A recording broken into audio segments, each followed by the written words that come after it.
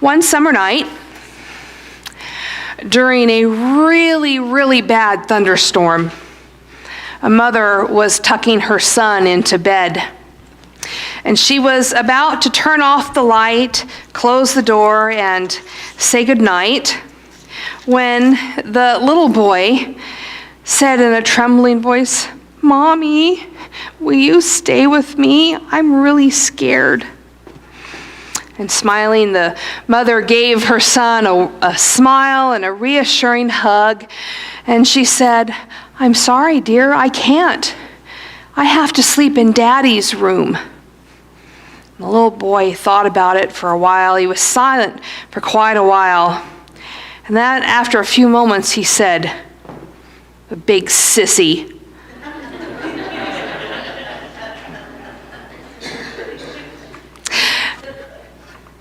Fear is something that everyone deals with at some point or another. And fear has an important role to play in our lives. It keeps us safe. We don't run out into oncoming traffic for fear that we will get hit by a car. We don't stick our finger in an electric outlet for fear of being electrocuted. We don't eat gas station sushi for fear of, well, okay, you get my point. Thomas Merton once said that at the root of all war is fear. And not so much the fear that we have for one another, but the fear that we have of everything. And how right he is. Fear makes all of God's creatures do strange things. Once adrenaline, which is the chemical produced in our bodies when we face fear, once that adrenaline hits the bloodstream, we don't know what we're going to do. It's designed to promote either fight or flight. For example, bears. Now, when I say bears, that can be kind of scary. But I'm not talking about our fear of bears, the adrenaline that runs through our body when we happen to encounter a bear. If you put yourself in situations like camping or all those things where you might encounter a bear, I counter that by just not doing those things, but that's me. I'm talking about the chemicals that are released into a bear's bloodstream. Unlike other bears, grizzly bears merit extreme caution from hikers because they have an extremely unstable adrenal gland, and they happen to be high on adrenaline most of the time. That's one thing I didn't know about bears. Now, the movie The Revenant, if you happen to watch that a few years ago, shows us, although it was done with computer-generated graphics, but that movie shows us how deadly grizzly bears can be. Now, perhaps this understanding that it's not really the grizzly bear's fault, they just happen to be high on adrenaline all the time, might help us have a little bit of empathy for them. But I still don't think, even though I might understand that the bear is hyped up on adrenaline, that I want to meet up with one while I'm walking through the woods. That's the kind of fear that we're going to talk about today.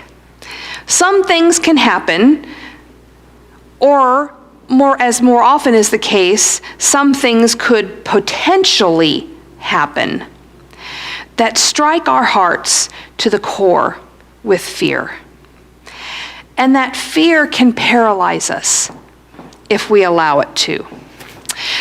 In today's text from Matthew, Jesus gives Peter, James, and John, and us, a method of dealing with the fear in our lives.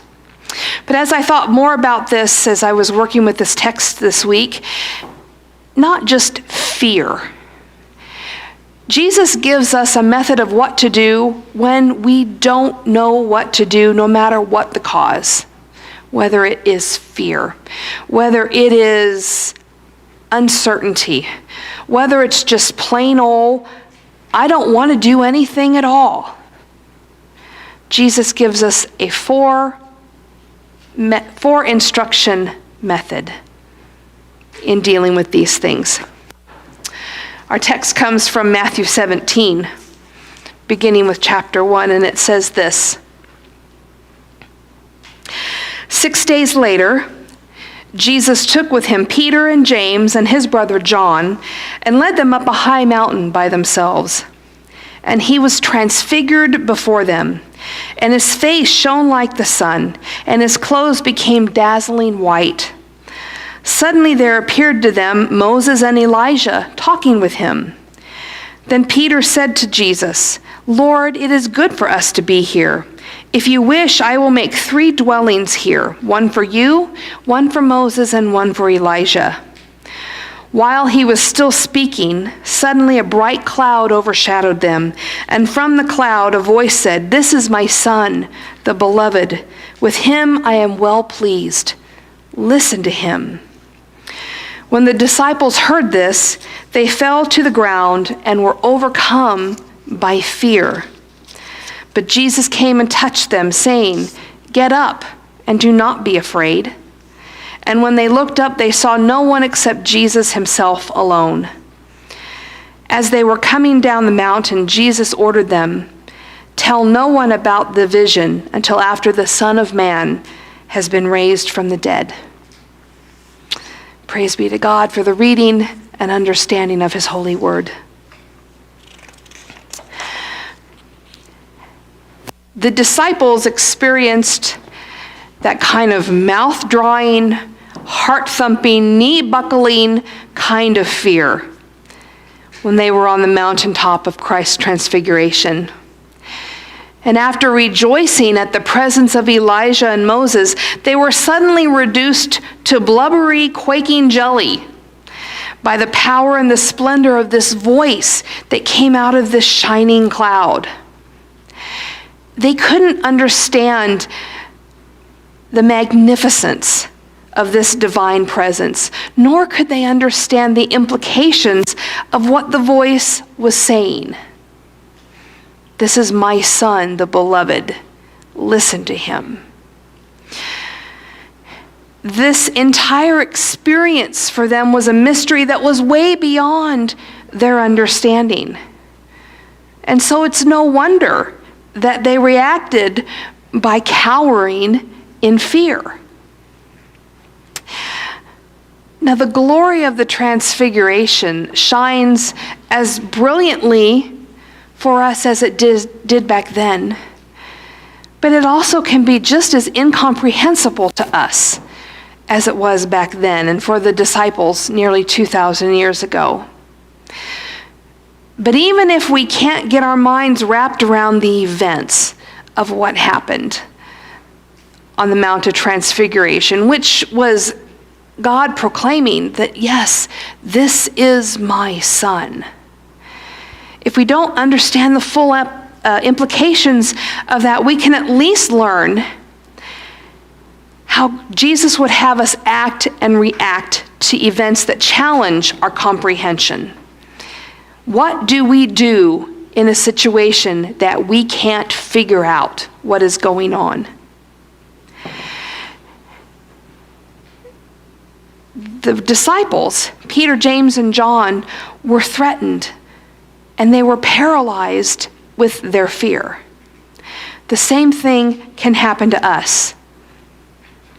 And while Jesus didn't go into a big, lengthy explanation to the 3 men about what had just happened, he did give them and us a map for coming back down from the mountain. Jesus counseled his disciples, and he helped them get to their feet by telling them 4 things. Get up, come down, keep quiet, then yell. This is a picture of Mount Tabor This is the recognized site of the Transfiguration. And so I thought it would be nice to have a visual of this mountaintop that these 4 men now had to come down from, and the instructions that they came down with. Get up, come down, keep quiet, then yell.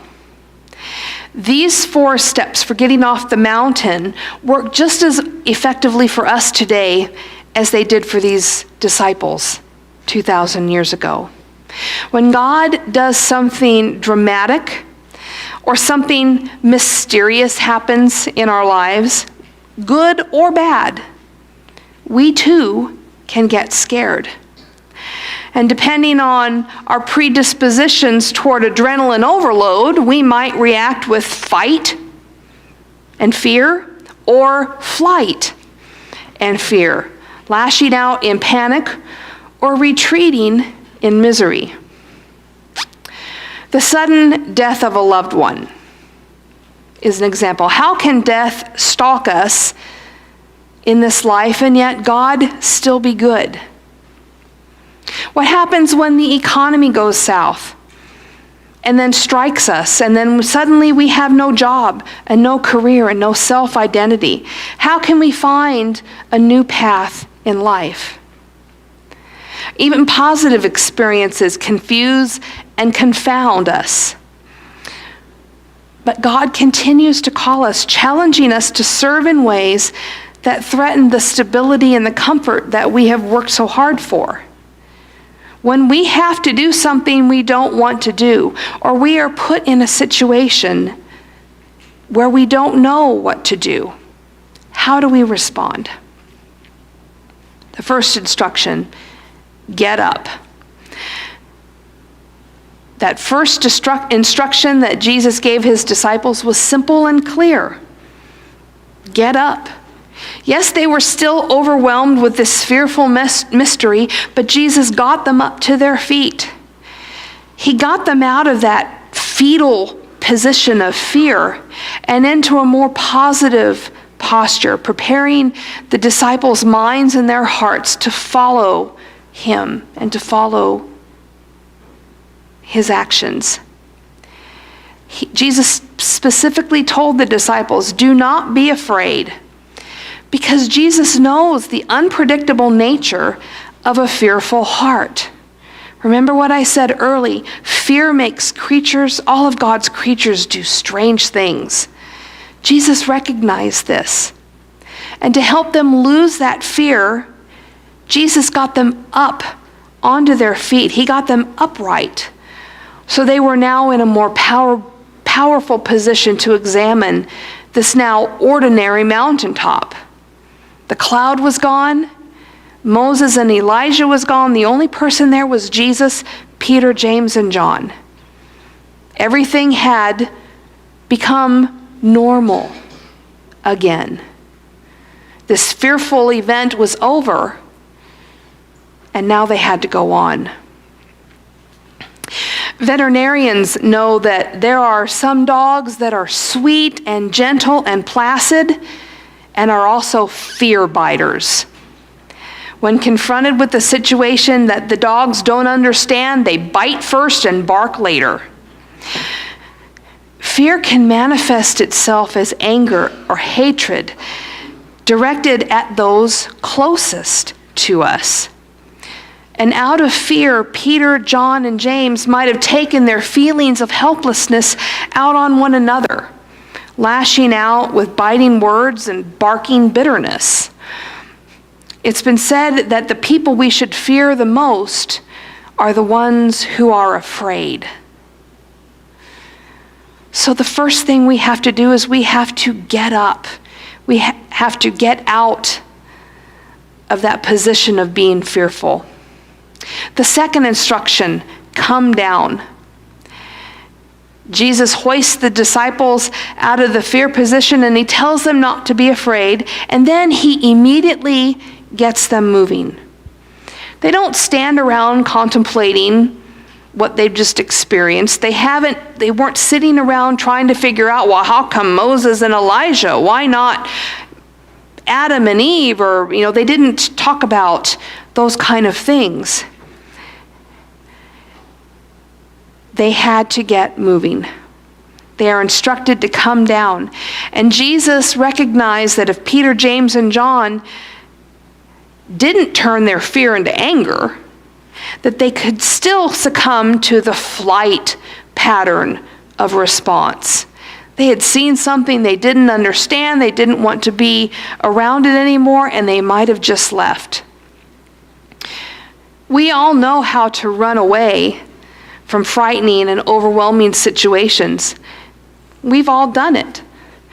But Jesus' counsel to all of us is to resist that temptation to run and to jump back into the mainstream of everyday life. Avoidance is not an adjustment. Locking ourselves away from fear with confusion keeps you enslaved to that single response. And this stay-in-place syndrome cuts both ways. Remember, Peter wanted to stay on the mountaintop when only Elijah and Moses were present with Jesus. He wanted somehow to prolong that glory by staying put. He wanted to stay there. Neither fear nor fascination can keep us from returning to the ongoing ebb and flow of life. Even if we don't feel normal, even if we're not sure what we should be doing, even it seems like we're just going through the motions, Jesus tells us that we have to come down, that we have to get back into the fray of life. The third instruction, keep quiet, seems really interesting, seems very confusing. These men have just experienced this glorious mountaintop experience. Yes, they're a little afraid, but still, this is pretty cool. They saw Moses and Elijah. They heard the voice of Yahweh himself talking to them. Human instinct would be, you guys are not going to believe what we just saw. And yet Christ tells them, keep quiet. That's radically different advice from most of the self-help gurus' advice that we get nowadays. After getting up and coming down, what did Jesus mean by keep quiet? The word mystery derives from a Greek word called muein, and it means to close the mouth or the lips. A mystery means literally something about which we must keep silent, something of which we should not speak and cannot speak. Or as the Irish author Samuel Beckett liked to say, every word is an unnecessary stain on silence and nothingness. Jesus' counsel to keep quiet takes the pressure off of all of us who experience the incomprehensible and the inconceivable in our lives. Death, disloyalty, visions, or even victories are all equally beyond finite understanding. So often these days, specially designed disaster teams of therapists come into a situation on individuals or families or sometimes even whole communities that have undergone some kind of trauma or disaster, urging everybody to talk about it. Jesus prescribed instead a period of retrospective silence. Some things do not make sense. Some things require gestation. Some things require a period of getting used to before we can open ourselves up to talk. Our nature is to find answers. Why did this happen? Why did this happen now? Why did this happen to me? What could I have done differently? What could someone else have done differently? Sometimes those answers are not there. Sometimes we don't get answers to those questions. But we do need to take time to listen to that voice that comes from beyond ourselves, hearing it say, "Be still and know that I am God." Why? Be still and know that I am God. What? Be still and know that I am God. So after we get up, we come down, we keep quiet, then we yell about it. Here is the proof. Jesus is not outlining, what he's outlining here with these 4 instructions is not a short course in denial and sublimation and repression. His 4th step is an opportunity for triumphant testimony. After shaking away from fear, after freeing ourselves from fear, re-entering life and contemplating life's mysteries, Jesus declared that at some point it will be time to shout about it. For his disciples, that moment didn't arrive until after Christ's crucifixion and resurrection. Only then could they recall the wonder of the Transfiguration moment and yell to the world that Christ is alive and in the midst of this and every mystery. This 4-step method that Jesus gives us brings us to this point. Finding Christ's healing and helping presence in the midst of all of the mysteries of our lives, even those that at first seem so overwhelming, so threatening, so paralyzing, so confusing. We have a method of getting out of those. Some of you might be familiar with Zan Holmes. If you've taken a disciple Bible study, he's the one who narrated those early versions of that. He's a little black man about this big with 1980s glasses, because that's when the videos were recorded. He says that Christianity is a come and go affair. We come up to mountains, but we have to go back down again. We come to times of trial in our life, but we have to go on. We come to those times where things are going great, and we want to stay there.